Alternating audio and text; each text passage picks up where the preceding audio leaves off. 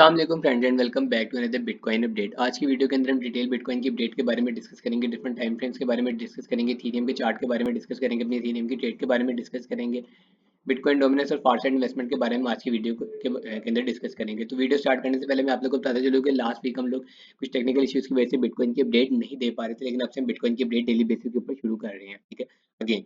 और इसके साथ साथ मैं आप लोगों को बताता चलूँ कि कुछ लोगों को हमारा टेलीग्राम चैनल ज्वाइन करने में इशू हो रहा था, क्योंकि पाकिस्तान के अंदर टेलीग्राम बैन है, तो उन लोगों के लिए हम लोगों ने फिर व्हाट्सएप चैनल भी बनाती है, जहाँ पर डेली बेसिस के ऊपर फोटो खींचने के अलावा बिटकॉइन की अपडेट और क्रिप्टो मार्केट की अपडेट आपको डेली बेसिस में मिल जाएगी। तो उसका लिंक आपको हमारी इस वीडियो के डिस्क्रिप्शन में मिल जाएगा। वहां से जाकर आप लोग हमारा फ्री व्हाट्सएप चैनल और फ्री टेलीग्राम चैनल ज्वाइन कर सकते हैं। तो वीडियो को स्टार्ट करते हैं। सबसे पहले हम लोग आ गए 1 आवर टाइम फ्रेम में। 1 आवर टाइम फ्रेम में अब आप लोग देखें कि यहाँ पर हमारे पास बिटकॉइन का 1 आवर टाइम फ्रेम ओपन है, और यहाँ पर एक चीज अगर आप लोग नोट करें तो यहाँ पर बिटकॉइन का एक कंसोलिडेशन फेज स्टार्ट हुआ है, और जो कि काफी ज्यादा आप लोग समझ लें बोरिंग कंसोलिडेशन फेज है, ठीक है। यहाँ पर मार्केट इस एरिया से रिजेक्ट हो रही है, इस एरिया से थोड़ा बहुत पंप पकड़ रही है, ठीक है। अब यहाँ पर मैं आप लोगों को बताता चलूँ कि यहाँ से जो अब मार्केट के अंदर हमें कल एक डंप देखने को मिला है, वो हमारे पास जो पीपीआई डाटा था फॉरेक्स सेक्टर पे आप लोग जाके देख सकते हैं। कल हमारे पास बिटकॉइन क्रिप्टो मार्केट की 3 रेड न्यूज़ थी, और तीनों की तीनों ही हमारे पास रेड शो हुई है। इसकी वजह से बिटकॉइन एक डंप लिया, डंप लेने के बाद मार्केट ने थोड़ी बहुत रिट्रेसमेंट की, और अब दोबारा मार्केट वापस नीचे आ चुकी है। यहाँ से अगर हम लोग डिस्कस करें तो इस पॉइंट से यहाँ से मार्केट ने पंप लिया, वहां से दोबारा रिजेक्शन मार्केट ने 2.23% की ले ली हुई है। अब यहाँ पर आप लोग देखिए कि बिटकॉइन का ये वाला जो एरिया आप लोग देख रहे हैं अपनी स्क्रीन पे, मैं आप लोगों को मार्कआउट करके दे देता हूँ, ठीक है। ये वाला, ये एक बिटकॉइन का सपोर्ट लेवल ऑलमोस्ट मार्केट आती है, सपोर्ट पकड़ती है, फिर वहां ऊपर से रिजेक्शन लेती है, फिर दोबारा आकर सपोर्ट पकड़ती है, और अभी भी आप लोग देखिए कि मार्केट डंप करती है, इस पॉइंट पर आ चुकी है। और यहाँ से मार्केट अगर बाउंस बैक करती है तो हमारे पास जो एरिया होगा वहाँ वो होगा हमारे पास यहाँ पर ऑलमोस्ट इस पॉइंट से मार्केट दोबारा एक रिजेक्शन ले सकती है 99,000, यहाँ पे आप समझिए 98,500, ठीक है। अब यहाँ पर आप लोग देखें कि हमारे पास बिटकॉइन का एक ये वाला एरिया होगा, लेकिन अगर ये एरिया हमारे पास ब्रेक होता है, यानी कि 1 आवर की टाइम फ्रेम की कैंडल इससे नीचे क्लोज होती है, तो बिटकॉइन अपना ये वाला लो तोड़ देगा 94,149 का। लेकिन ऑफर गुड यहाँ पर हमारे पास अब ये बिटकॉइन का एक सपोर्ट एरिया है।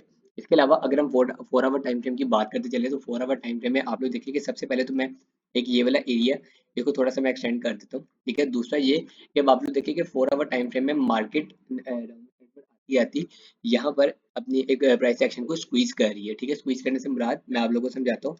यहाँ पर मार्केट एक इस तरह का पैटर्न शो कर रही है, ठीक है, ऑलमोस्ट इस तरह का।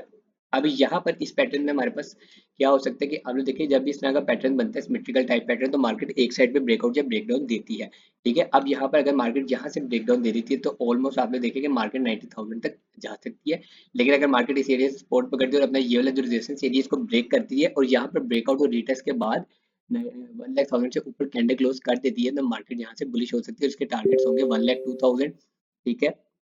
उसके बाद 1,06,000, उसके बाद 1,09,000, ये मार्केट के टारगेट्स हो गए अगर ये अपवर्ड साइड पे ब्रेकआउट और रीटेस्ट करके कैंडल को क्लोज कर देती है। लेकिन अगर डाउनवर्ड साइड पे क्लोज करती है तब हमारे लिए ये बेरिश है। अभी यहाँ पर आप देखिए कि ये बिटकॉइन का एक ट्रेंड है, जहाँ से बिटकॉइन ने पहले भी एक बार सपोर्ट पकड़ी, दोबारा भी अगर यहाँ से सपोर्ट पकड़ता है और इस एरिया से ऊपर कैंडल क्लोज कर देता है, तब हम ऑलमोस्ट अपना ये वाला जो एरिया है इसका ब्रेकआउट और रीटेस्ट कर देगी मार्केट, ठीक है।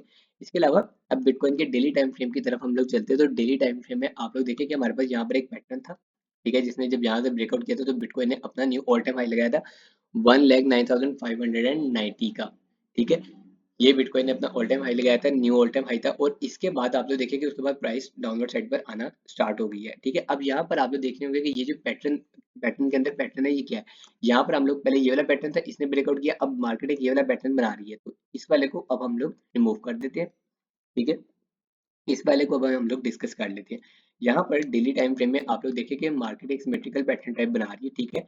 अब अगर डेली टाइम फ्रेम में बिटकॉइन यहाँ पर अपनी कैंडल क्लोज कर देता है, यानी कि इस ट्रेंड लाइन से नीचे अगर अपनी कैंडल क्लोज कर देता है, तब मार्केट के लिए ये बेरिश है। और यहाँ पर ये जो एरिया आप लोग देख रहे हैं 92,900 से लेकर हमारे पास 91,500 तक ये एरिया हो जाएगा। अगर यहाँ से इसके नीचे कैंडल क्लोज कर देती है, तब यहाँ से होपफुली कि मार्केट सपोर्ट पकड़ लेती है। और अगर इसके नीचे मार्केट नहीं आती, यहाँ से बाउंस बैक करना स्टार्ट कर देती है, मैं आप लोगों को यहाँ पर समझाता हूँ।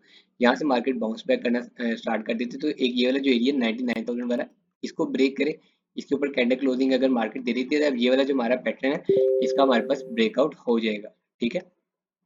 हमारे पास इसका ब्रेकआउट हो जाएगा। ब्रेकआउट और रिटेस्ट के बाद मार्केट यहाँ से बुलिश हो सकती है, ठीक है। और उसके बाद उसका रिजेक्शन 5000 के राउंड अबाउट होगा। ठीक है, ये आप लोगों को समझ में आ गया। इसके अलावा बिटकॉइन के वीकली टाइम फ्रेम की अगर हम लोग बात करते चले तो यहाँ पर हमारे पास एक ट्रेंड है जो मैं आप लोगों को मार्कआउट करके दिखा रहा हूँ। ठीक है, एक ये हो गया, उसके बाद एक हमारे पास ये हो गया। ठीक है, अब यहाँ पर हमारे पास एक और जो है वो हमारे पास ये वाला एरिया है। ठीक है, ये वाला, इसका कलर अब मैं ग्रीन कर देता हूँ। ग्रीन क्यों कर रहा हूँ वो भी मैं आप लोगों को बता देता हूँ। ठीक है, ये हम लोगों ने इसका कलर चेंज कर दिया। अब यहाँ पर आपने देखे कि 2 बार मार्केट ने इस ट्रेंड से अपनी रिजेक्शन ली थी, और जब मार्केट ने यहाँ से रिजेक्शन ली है तब ऑलमोस्ट आप लोग समझिए कि मार्केट ने जब फर्स्ट टाइम यहाँ से रिजेक्शन ली है इस पॉइंट से, तब हमारे पास मार्केट डाउनवर्ड आई है 51% या 50% के राउंड पर मार्केट हमारे पास यहाँ से नीचे आई है।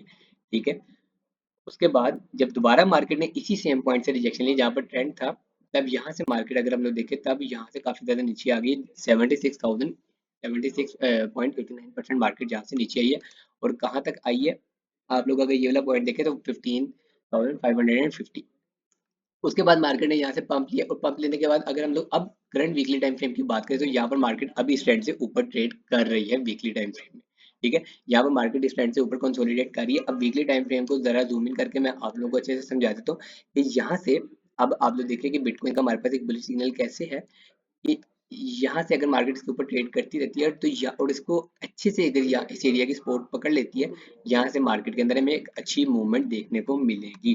ठीक है, ये हमारे लिए एक बुलिश सिग्नल है जहाँ से मार्केट एक अच्छी मूवमेंट दिखा सकता है। ठीक है, इसके अलावा अगर हम लोग इथेरियम की बात करें तो इथेरियम की ट्रेड हमारी अभी भी कंटिन्यूअस सपोर्ट के अंदर मैंने आप लोगों को बताया कि मैंने इसकी एंट्री की हुई है। ठीक है, उसके बाद डीसीए भी किया था। डीसीए करने के बाद हमारी 2860 की हमारी एंट्री हो गई थी, और अभी अगर हम लोग बात करें तो 2686 में इथेरियम अभी ट्रेड कर रहा है।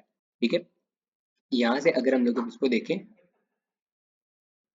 इस एरिया से इथेरियम 6.28% मेरी एंट्री से भी डाउन है, यानी कि 6.28 इथेरियम पंप करता है तभी हमारी जो ट्रेड है वो हमारी प्रॉफिट में आ जाएगी। इसके अलावा अगर हम लोग इथेरियम की बात करते चले तो इथेरियम का जो वीकली टाइम फ्रेम का हमारे पास ये चार्ट आप लोग देख सकते हैं कि हमारे पास इसकी एक स्ट्रॉन्ग ट्रेंड लाइन इथेरियम की आ रही है, उसके साथ एक स्ट्रॉन्ग हमारे पास सपोर्ट एरिया इथेरियम का आ रहा है।